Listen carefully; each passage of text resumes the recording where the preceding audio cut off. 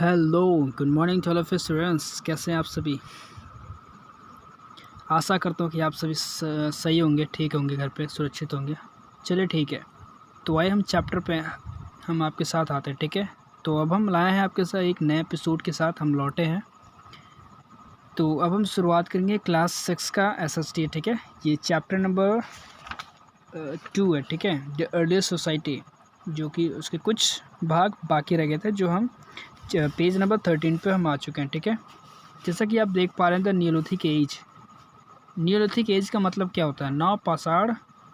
ठीक है, नवपाषाण युग। ठीक है, the neolithic age was characterised by the adoption of agriculture, use of polish tools, domestication of animals and settling in villages. ठीक है, नियोलिथिक एज जो है, इसकी विशेषता क्या थी?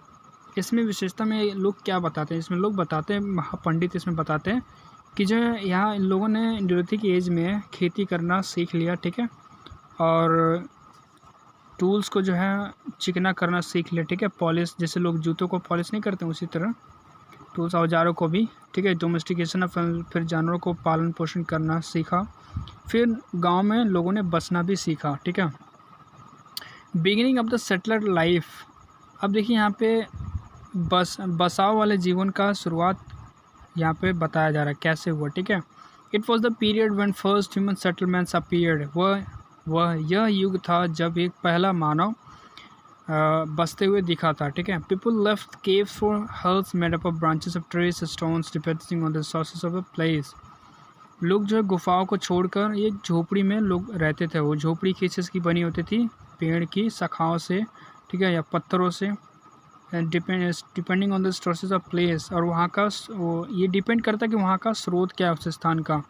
A group of hurls formed small villages that could be defended in easier. ठीक है, एक तरह से झोपड़ियों का समूह फॉर्मेशन करता था एक छोटा सा गांव, that could be defended easier, जो कि इनका बचाव सुरक्षा आसानी से हो सके।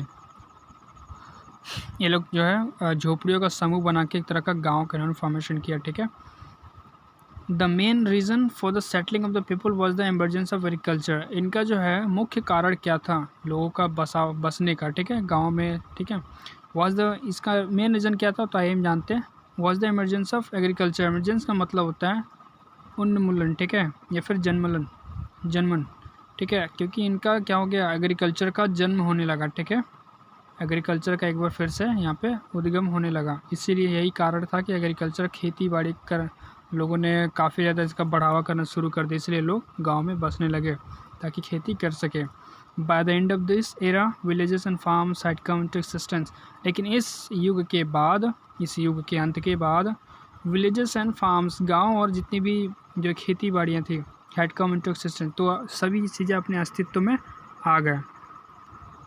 अब देखते हैं डोमेस्टिकेशन ऑफ एनिमल्स। ठीक है, पशुओं का पालन, ठीक है, जानवरों का पालन पोषण।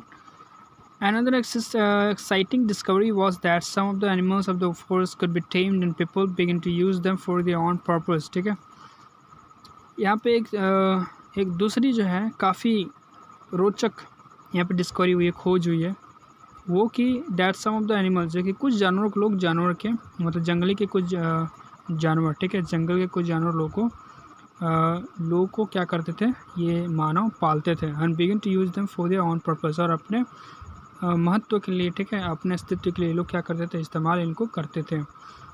जैसे कि आज पहले ज़माने में लोग गांव में क्या करते थे?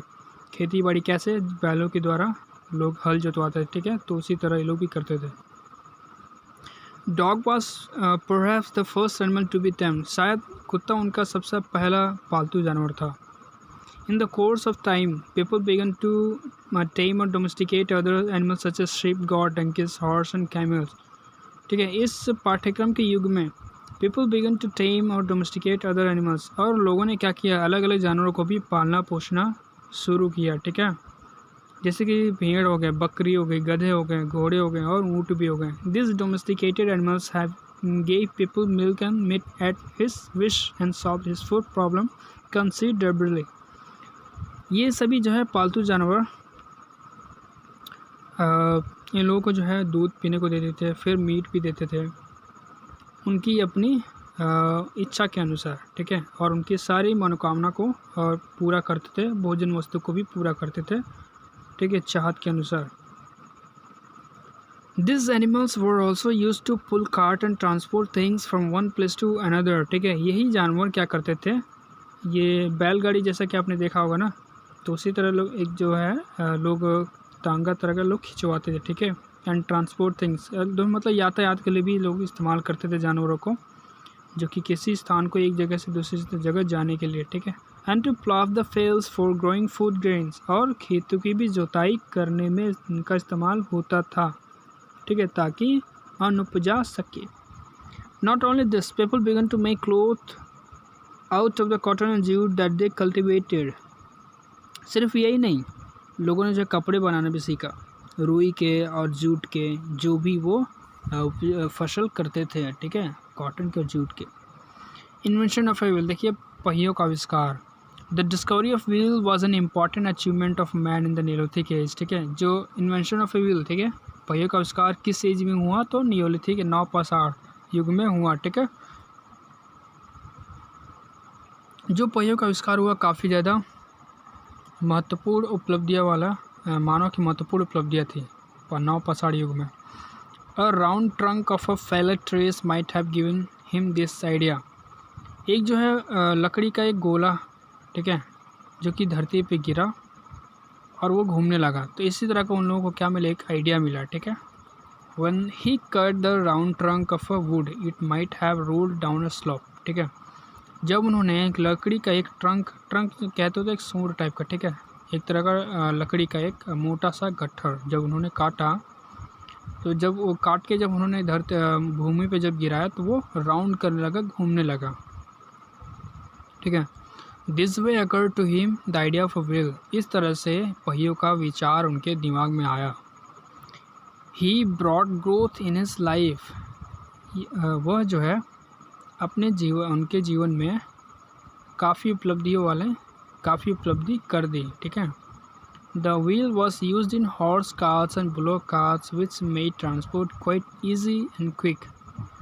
यही पहिए क्या होते थे, मतलब कि घोड़ों, जो आजकल देख रहे होंगे जो हॉर्स कार्ट्स भी होते हैं, ठीक है, जिन गाड़ियों को घोड़े खींचते हैं, ठीक है, फिर बैल भी खींचते हैं, तो जो कि इस जैसे यातायात को काफ़ी आसान बना दिया और काफ़ी ज़्यादा जल्दी भी बना दिया, ठीक है। लोगों को किसी स्थान पे जाना होता है, तो पहियों को जब इन्होंने आविष्कार किया, तो काफ़ी किसी स्थान पर पहुंचना आसान बना दिया और कम समय में, ठीक है।